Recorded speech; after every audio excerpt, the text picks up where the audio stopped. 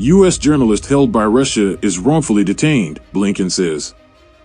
A Wall Street Journal reporter whom Russia has accused of spying for the United States is wrongfully detained, Secretary of State Antony Blinken said Wednesday, giving an informal assessment as the State Department continues to evaluate the circumstances of the journalist's detention. The Kremlin's detention of another American has injected a further element of friction into already strained U.S.-Russian ties. French President Emmanuel Macron arrived in Beijing for a 3-day visit, with Russia's war in Ukraine on the agenda.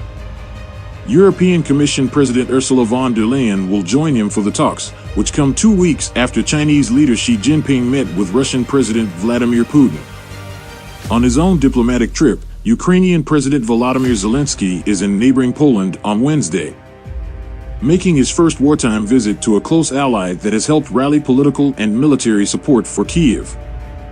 Warsaw has already sent 4 MiG-29 fighter jets to Ukraine and is in the process of handing over 4 more, Polish President Andrzej Duda said at a news conference during the visit. The Associated Press reported.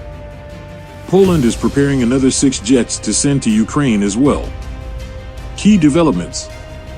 Blinken said the State Department was working very deliberately but expeditiously to conclude an assessment of whether Evan Gershkovich, a reporter assigned to the Wall Street Journal's Moscow bureau, meets the criteria for the agency to officially declare his detention wrongful, a procedural step that would set in motion a government effort to secure his release. In my own mind, there is no doubt that he's been wrongfully detained by Russia, Blinken told reporters following a meeting of NATO foreign ministers in Brussels.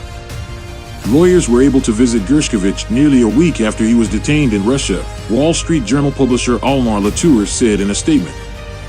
U.S. Embassy representatives have not yet been granted access to the 31-year-old American, who is being held in Lefortovo prison in Moscow. Gershkovich could face 20 years in prison if convicted on espionage charges.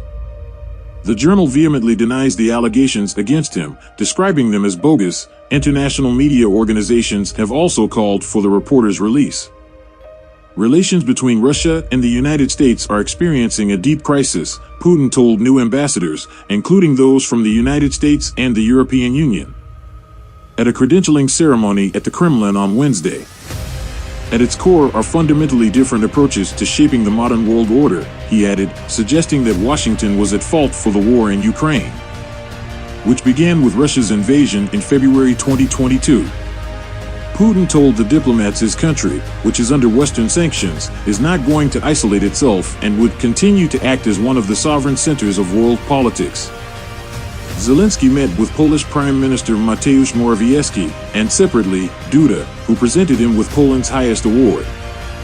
Poland, the first NATO ally to send fighter jets to neighboring Ukraine, has taken in more than 1.5 million refugees from the war, according to UN data. At the news conference with Duda, Zelensky said Ukraine would extend a hearty welcome to Polish enterprises looking to help the country rebuild after the war, according to AP. Britain and the United States blocked broadcast of a United Nations Security Council meeting called by Russia for Wednesday morning to discuss its transfer of children from Ukraine. The International Criminal Court last month issued arrest warrants for Russian President Vladimir Putin and Maria Lvova-Belova, Russian Commissioner for Children's Rights, charging unlawful deportation of Ukrainian children. Russia has called the reports propaganda and has said children are being transported from war zones for their own safety. In a statement Wednesday, Linda Thomas-Greenfield, the U.S. ambassador to the United Nations,